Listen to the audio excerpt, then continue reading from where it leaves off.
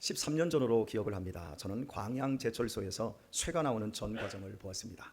제철소는 상상을 초월하는 크기였습니다. 처음에 철광석이 쌓여진 야적장에서 용광로를 거쳐 커다란 코일판이 만들어진 전 과정을 버스에 탄 채 이동하면서 30분 동안 봤으니까 제철소의 크기가 얼마나 큰지 상상이 되실 것입니다. 용광로에서 바로 나온 쇠는 벌건색을 띠며 매우 뜨거워서 10여 미터나 떨어져 있는데도 몸이 후끈거렸습니다. 바닷물에 들어가서 계속 식히는데도 불구하고 그 쇠가 식으려면 이틀이 걸린다고 제가 기억을 하고 있습니다. 그날 가이들의 말은 매우 인상적이었습니다. 쇠는 식어짐과 동시에 녹이 슬기 시작합니다. 그리고 이 녹은 외부에서 오는 것이 아닌 속에서 생겨나기에 어떻게 할 수 있는 방법이 없습니다.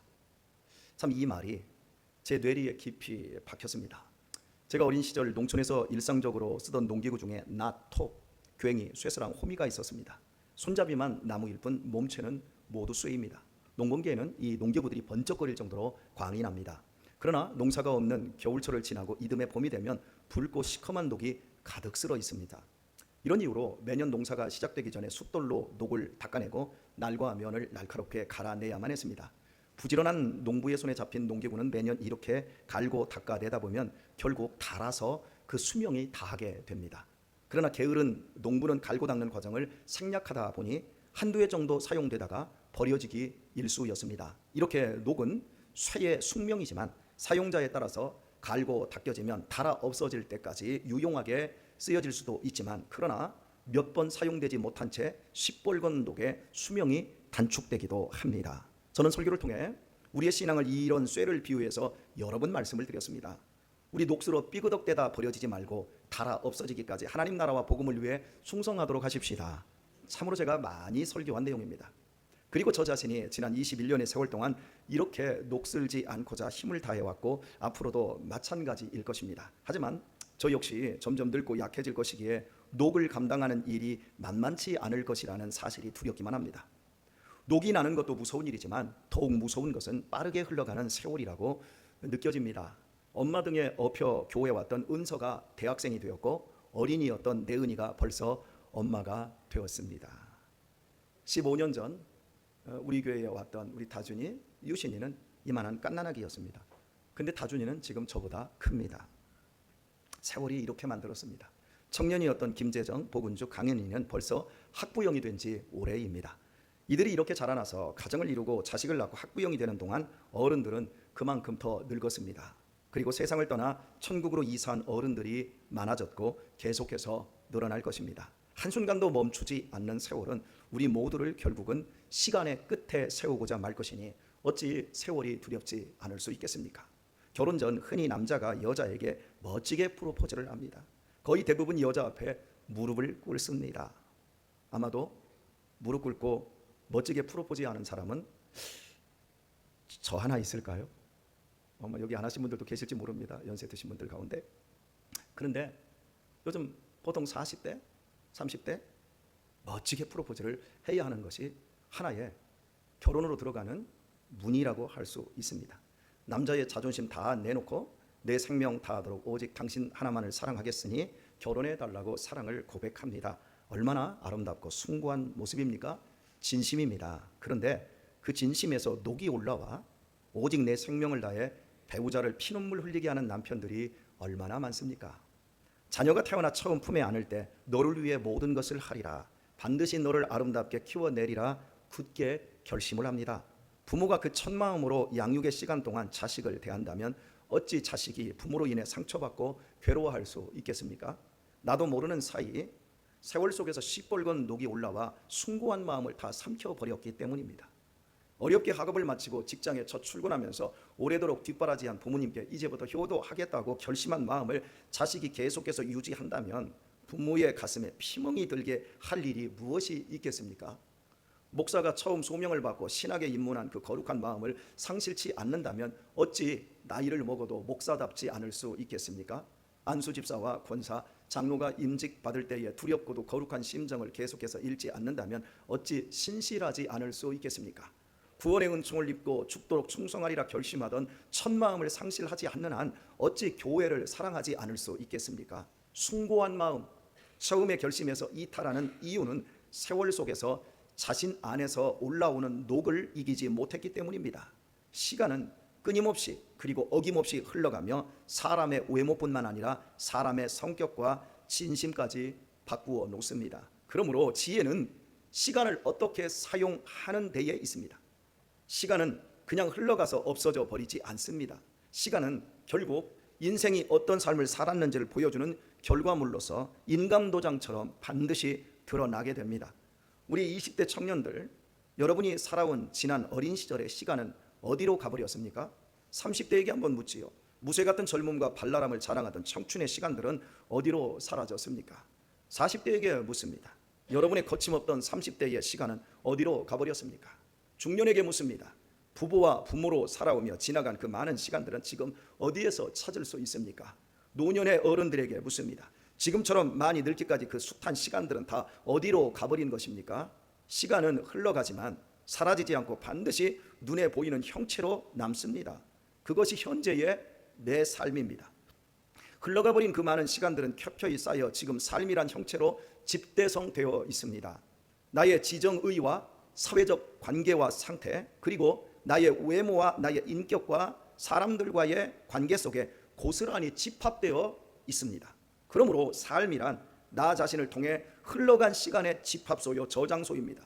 지금 제법 존경을 받고 있다면 이제껏 자신의 시간 속에서 자신 안에 생기는 녹을 제거하며 빛나게 살아왔기 때문입니다. 그러나 지금 삶이 한심하고 누추하다면 금보다 더 귀한 자신의 시간을 올라오는 녹을 방임하였기 때문임이 분명합니다. 기억하십시오.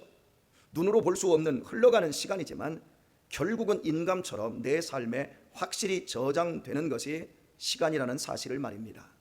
평소에 기도하지 않던, 헌신도 하지 않던 권사님이 어려운 일을 당하여 비가 추적추적 오는 밤 철야 기도하고자 교회로 왔답니다. 지하 기도실에서 기도하는데 자정이 넘은 시간 음산한 기운이 감돌면서 등이 깜빡깜빡거리며 시꺼먼 그림자가 보입니다. 처음으로 권사님의 눈에 귀신이 보인 겁니다. 소름이 끼치며 두려움에 휩싸입니다. 얼마나 무서웠겠습니까? 그래도 이 권사님의 머릿속에 귀신은 찬송을 두려워한다는 생각이 스칩니다. 손을 치켜듭니다. 당신은 사랑받기 위해 태어난 귀신. 고작 권사님의 생각 속에 가장 두렵고 위기의 순간, 귀신을 접한 순간, 그에게는 찬송이 아니라 세상에서도 다들 통용되는 건전 유행과 같은 당신은 사랑받기 위해 태어난 이것 하나밖에 생각이 안 났다는 거죠. 그날 밤 권사님은 귀신에게 엄청난 사랑을 받았다고 합니다. 새벽 예배 때 목사님에게 발견되기까지 머리 풀어 헤치고 옷 입은 채 오줌 싸고 난리도 아니었답니다. 이 한심한 권사님은 많은 시간 자신을 의의 병기로 들이지 못하고 도리어 게으름과 나태함으로 자기를 합리화한 시뻘건 녹이 그날 밤에 고스란히 드러나고 만 것입니다. 시간은 반드시 그 사람의 진실을 밝혀줍니다. 당신은 사랑받기 위해 태어난 사람, 이 축복송은 사랑하는 사람에게 불러주는 노래입니다. 우리 한번 해볼까요? 옆 사람 얼굴 보고 또 앞 사람 얼굴 한번 살펴보고 조금만 앞소절만, 자, 할 수 있는 대로 한번 해봅시다. 시작. 자, 당신은 사랑받기 위해 태어난 사람. 예, 됐습니다. 거기까지만. 좋습니까? 좋습니까? 여러분 이렇게 웃으면서 우리가 했잖아요. 좋습니까? 네. 근데 너무 좋아하지 마십시오. 이 노래를 불러준 분으로 인해 여러분이 힘들어하고 상처를 입고 결국 교회를 떠나 남남이 될 수도 있습니다. 앞으로의 세월 속에서 내 안에 생기는 녹을 이기지 못하면 그리 될 것입니다. 우리 그런 사실을 지금까지 수없이 경험하지 않았습니까? 여러분, 이런 세월 속에서 우리 안에서 녹이 계속 올라오는데 우리 어떻게 살아야 할까요? 오늘 본문 말씀이 해답을 주고 있습니다. 주님께서는 예루살렘에서 실로 놀라운 일을 행하셨습니다.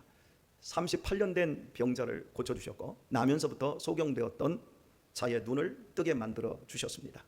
그리고는 당신이 선한 목자로서 영생을 주실 수 있는 하나님의 아들이심을 밝혔습니다. 얼마나 아름다운 사역입니까? 그러나 이런 예수님을 유대인들이 죽이고자 했습니다. 참으로 어처구니 없는 일입니다. 그러나 주님은 천만인의 손보다 큰 하나님의 거대한 손으로 보호를 받으며 그들의 손아귀에서 벗어나셨습니다. 여기까지가 지난 시간까지 살펴보았던 말씀이고, 그 이후 오늘 본문 40절은 이렇게 말해주고 있습니다. 다시 요단강 저편 요한이 처음으로 세례 주던 곳에 가사 거기 거하시니.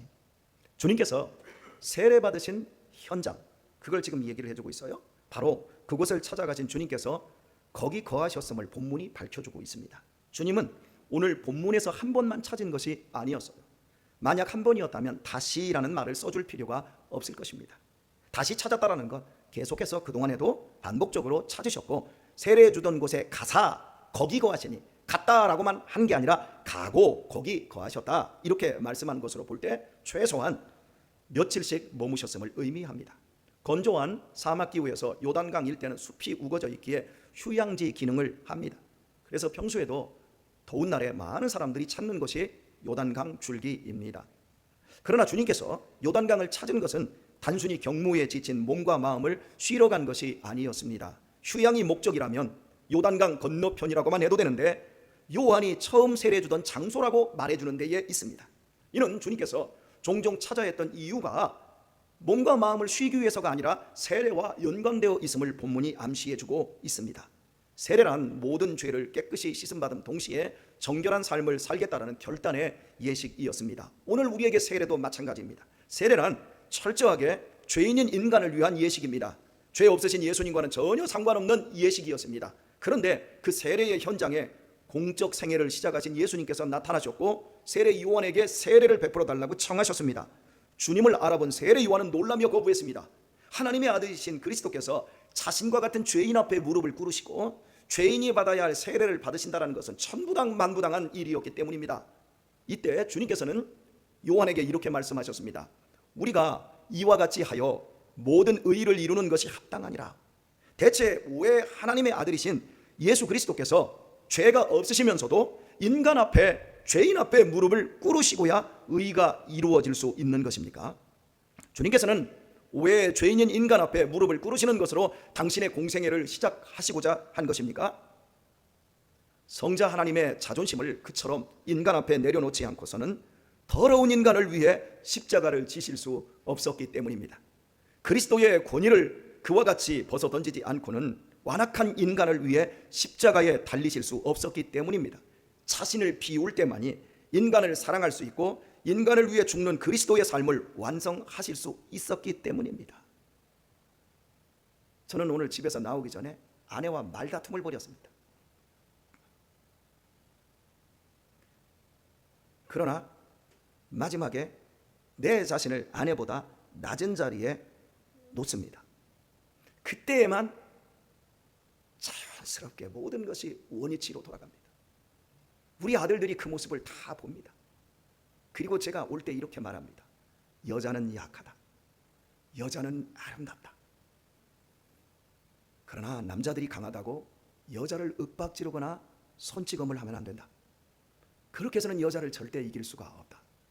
여자를 이기는 것은 나를 비우고 내려놓는 방법밖에 없다. 여자들 아멘이십니까? 우리 아들들한테 그걸 가르칠 수 있어서 좋습니다. 제가 우리 아들들 키우면서 제 자신의 성질과 분노를 내려놓지 않고는 제 아들들 키울 수 없습니다. 제가 입양을 해서 숭고한 마음으로 우리 아들들과 아버지와 아들의 관계가 되었지만 그때의 그 숭고한 심정으로 절대 키워내지 못합니다. 끝없이 내 자존심을 던져놔야 되고 내 권위를 내 스스로가 벗어 던져야 되고 내 자신을 비울 때만이 부모 자식됨을 지킬 수 있고 자녀들을 바르게 키울 수 있다라고 저는 생각을 합니다. 예수님께서 공생애를 시작하시면서 하나님이시면서 인간 앞에 무릎을 꿇으신 것은 완악하고 더러운 인간을 위해 십자가를 지셔야 했기 때문입니다. 주님께서 요단강에서 세례받은 사건은 쇠로 비유하면 용광로였습니다. 공적인 생애를 시작하시면서 더욱 높아져야 할 주님께서, 더욱 강력한 힘을 가져야 될 주님께서는 도리어 죄인처럼 더욱 낮아지셨고 자기의 힘을 비우셨습니다. 그리고 사역의 중간중간 바로 그 장소를 주님께서 반복적으로 찾은 이유가 무엇이겠습니까? 보아도 알지 못하고 들어도 깨닫지 못한 채 당신을 핍박하며 죽이고자 하는 그 무지한 인간들로 인하여 완전한 인간이신 주님의 마음 역시 상하고 지칠 수밖에 없으셨던 겁니다. 즉 예수님의 마음에도 녹이 생겼던 것입니다. 얼마나 짜증이 나고 화딱지가 나겠습니까? 38년 된 병자를 고쳤더니 돌멩이로 쳐 죽이려고 하고, 나면서부터 소경된 자를 고치면서 나는 하나님의 아들로 내가 너에게 영생을 주려고 왔노라, 이것은 사인이다, 표적이다, 그러니 나를 믿고 구원을 받으라라고 얘기하는데 예수님을 쳐 죽이려고 합니다. 내가 정당한데, 내가 너를 사랑하려고 하는데 그 사랑을 뿌리칠 뿐만 아니라 그 사랑을 뭉개버리려고 할 때 우리라면 어떻겠습니까? 얼마나 화딱지가 나고 짜증이 나겠습니까? 바로 주님께서도 그런 지경에 처하신 겁니다. 우리가 교회에서 신앙생활 하다가 사명을 놓칠 때가 얼마나 많습니까? 바로 그 화딱지 나고 짜증 나는 것, 나를 알아주기는커녕 나를 오해하고 나에게 모든 나쁜 것들을 뒤집어 씌울 때 우리 견디지 못하지 않습니까? 주님께서는 녹이 올라오는 그때 그 녹을 닦고 갈아내고자 세례받던 장소를 거듭 찾아오신 것입니다. 인간 앞에 무릎 꿇던 현장으로 되돌아가 그때 품었던 겸손한 첫 마음을 되새기며 사명의 길을 완주하고자 하는 것입니다. 그렇게 예수님께서는 세월의 무서움 속에서도 인간 앞에 무릎 꿇는 그 첫 마음을 견지함으로 섬김과 봉사의 삶, 희생의 삶을 일관하실 수 있었고, 그 첫 마음을 끝까지 지키심으로 우리 같은 죄인들을 위해 당신의 목숨을 십자가에서 초계와 같이 버릴 수 있었던 것입니다. 스웨덴은 매년 세계적으로 유명한 예테보리 하프 마라톤 대회가 열립니다. 2008년 4만 명의 참가 선수들 가운데 당시 19세의 나이인 미카엘 에크발은 처음으로 대회에 참가를 했습니다. 대회를 위해 열심히 준비하였고 기록 또한 좋았기에 성적에 대한 기대도 매우 컸습니다. 출발 신호와 함께 힘차게 출발했지만 뛰기가 무섭게 아랫배에서 복통이 시작이 되었습니다. 마라토너들은 경기 전 속을 다 비우지만 심리적 긴장감과 생리적 활동으로 뛰는 도중 갑작스러운 이상이 생긴다고 합니다.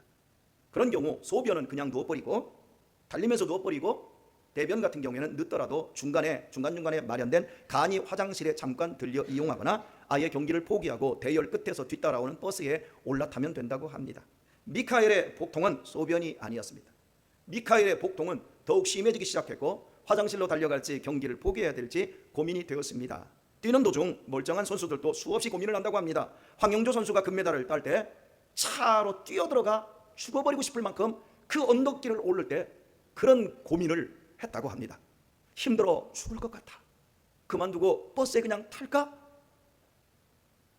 이런 고민 끝에 경기를 포기하고 버스에 타는 사람들은 모두 고개를 숙이고 있고, 반대로 끝까지 버텨서 결승선에 도착한 사람은 얼굴을 당당히 들고 희열을 느낀다고 합니다. 이것을 잘 알고 있던 미카엘은 2km 지점에 왔을 때, 10분의 1 지점에 왔을 때 복통에도 불구하고 포기하지 않고 계속 달리기로 결정을 합니다. 미카엘의 관략근은 더 이상 버티지 못하고 설사를 쏟아놓기 시작하였고, 그 설사는 2km 지점에서부터 10km 지점까지 8km 동안 계속해서 쏟아내었습니다. 그가 설사를 하며 달리는 모습은 현장은 물론 텔레비전으로 생중계되었고 같이 뛰던 선수들도 그를 피해서 달렸습니다. 미카엘은 혼자 묵묵히 달려 결국 4만 명의 참가자 중 21위로 결승점을 통과하게 됩니다. 경기를 마친 미카엘은 기자들이 왜 경기를 멈추고 화장실에 가지 않았냐고 묻자 이렇게 대답을 했습니다. 한 번 그만두면 또다시 멈추기 쉽습니다. 그러면 습관이 됩니다. 이후 그는 자신의 이름보다는 똥싼 남자라는 별명으로 놀림거리가 되었습니다. 지금도 유튜브에서 검색하면 똥싼 남자, 세상에서 가장 더러운 남자, 그러면 이 영상 나옵니다. 이렇게 놀림거리가 되었지만 미카엘은 자기와의 싸움에 더욱 매진을 합니다. 그 결과 같은 대회에서 다음 해에 9위를 하며 국가대표가 되어집니다. 그리고 2014년에 덴마크 코펜하겐 하프 마라톤 대회에서 25세의 나이에 스웨덴의 신기록을 세웠고, 결국 2018년 29세의 나이에 자신이 똥을 쌌던 대회에서 당당히 1위를 하며 금메달을 땄습니다. 지금은 마라톤과 함께 인생 강의로 멋지고 분주한 나날을 살아가고 있습니다. 미카엘이 만약 그때 멈추었다면 어찌 되었을까요? 그의 삶은 멈춤이 습관이 되어 오늘의 영광은 없었을 것입니다. 참으로 귀감이 되는 예화가 아닐까 싶습니다. 인생에서 가장 큰 싸움은 자기 자신과의 싸움입니다. 내면의 수치감, 불안감, 짜증, 열등감, 우울감, 그것과 싸우는 것입니다. 남 때문에 시험 들고 누구를 원망하고 무엇 때문에 그만두는 모든 것은 사실은 자기 자신의 문제입니다. 오늘 집에서 오는 동안 차 안에서 제가 어떤 노래를 부르는데 이 노래를 잘 안 대줘서 유아야 좀 도와줘. 근데 유아가 제법 잘 불러요. 근데 뒤에서 형이 야 그것도 노래라고 부르냐? 그러니까 유아가 팍 골라가지고 안 해! 그래서 제가 그랬습니다. 유아야, 우리 동네에 우리 저녁 때 운동장 가다 보면 거기 집 있지? 그 집에 조그만 개 2마리 있잖아. 우리 갈 때 얼마나 짖냐? 그러면 우리가 그 짖는다고 운동장 안 가냐? 속상해서? 가잖아. 인생은 그런 거야. 왜 형이 그렇게 비아냥거린다고 우리가 피해를 봐? 피해 볼 필요 없잖아. 우리는 잘하고 있잖아. 여러분, 결국에는 내 문제란 말이에요. 최후 선택은 내가 하는 거예요. 남 때문에 무엇 때문이 아니라 결국은 나인 거예요. 내 안에 녹인 거예요. 자기 안에서 올라오는 녹을 이기지 못하는 것입니다. 포기하는 것도 자기 선택이고요, 포기치 않는 것도 자기 선택입니다. 사랑하는 것도 자기 선택이고요, 사랑하지 않는 것도 자기 선택입니다. 살다 보면 부끄러운 일 많이 생깁니다. 하지만 미카엘처럼 똥을 싸고 달리는 것보다는, 전국으로 생중계되는 이런 것보다는 부끄러운 일 우리 가운데 없을 것입니다. 그럼에도 우리는 좀 부끄러운 일이 생기면 적당한 이유와 명분을 갖다 대고 멈춰버립니다. 그리고는 핑계로 삶을 탕진합니다. 대부분 이렇게 살다가 죽습니다. 기억하십시오. 여러분이 하는 그 좋은 일 한 번 멈추면 2번, 3번 멈추게 되고 습관이 됩니다. 그리고 그 습관은 인격이 됩니다. 이 시간에 한국교회 예배당에서 지금 수많은 사람들이 예배를 드리고 있습니다. 주님께서 나를 위해 무릎 꿇은 지옥과 십자가에서의 죽음으로 구원받았음을 알고 감사하며 주를 위해 남은 생애를 드리겠다고 집사도 권사도 장로도 목사의 직분을 달고 지금 예배를 하고 있습니다. 한 번뿐인 인생 주님을 위해 살겠노라고 헌신의 기도를 드립니다. 그런데 완주하는 사람은 많지 않습니다. 중간에 녹슬어서 부러지든지 녹슬어서 버려지는 사람들이 더 많습니다. 상처받았다는 말을 가장 많이 사용하는 것이 교회입니다. 다른 어떤 종교에도, 어떤 단체에도, 어떤 공동체에도 상처받았다는 말을 하지 않습니다. 그런데 대한민국 교회 안에 상처받았다는 말은 대유행입니다. 이 상처를 빌미로 사명을 놓고 싸우고 자기 자리를 이탈하는 일이 한국 교회 안에서 계속 벌어지고 있습니다. 지난주 금요일에도 우리 속해 있는, 교회가 속해 있는 노회에서 임시 노회가 있었습니다. 목사와 교인이 만나 담임 목사가 되고 성도들이 되고 한 교회를 이룬 지 1년 만에 목사님을 증오하고 미워하고, 목사는 성도들을 증오하고 미워해서 결국 사임을 하고 헤어졌습니다. 또 한 교회에서는 목사와 장로님이 멱살 잡고 싸워서 4년 동안 재판을 받다가 이번에 그 모든 게 끝이 났습니다. 어떻게 끝이 납니까? 좋게 끝이 나지 않아요. 그런 것을 제일 앞에서 임원으로서 처리하는 제 마음은 정말 너무 속이 상합니다. 세상에 그 어떤 단체와 어떤 조직과 어떤 공동체에서도 없는 야비하고 더러운 짓거리를 하는 겁니다. 그것도 하나님의 공의라는 명목으로 말입니다. 모두 우리 안에서 생기는 녹 때문입니다. 삶은 젠틀하지 않습니다. 신앙생활 깔끔하고 우아하게 할 것이라고 착각하지 마세요. 인생길이 생각한 대로 평안하고 폭신할 것이라고 믿지 마세요. 시간은 계속해서 우리를 끊임없이 녹슬게 할 뿐입니다. 그러므로 어떤 경우든 믿음을 멈추지 마십시오. 어떤 경우에든 믿음의 생각을 멈추지 마십시오. 멈추면 습관이 됩니다. 습관은 곧 내 인격과 내 운명을 만들고 그것을 우리 자녀들에게 물려줍니다. 오늘의 말씀을 맺습니다. 한 번 막이 오른 무대는 그 어떤 무대이든 상관없이 단지 시간의 차이만 있을 뿐 반드시 끝날 때가 있습니다. 막이 내림과 동시에 모든 것이 다 끝이 납니다. 화려한 조명도 울려 퍼지던 박수갈채도 그 시간으로 그만입니다. 인생 무대 역시 동일합니다. 시간이 흐르면 내가 계속하려 한다 해도 계속할 수 있는 것은 결코 아닙니다. 저 역시도 이곳에서 계속 서 있지 않을 것입니다. 분명히 막이 옵니다. 여러분 역시도 분명히 인생의 막이 내리는 날이 옵니다. 바로 인생의 막이 내릴 그때 무대를 내려오는 사람은 두 분류로 나뉘게 됩니다.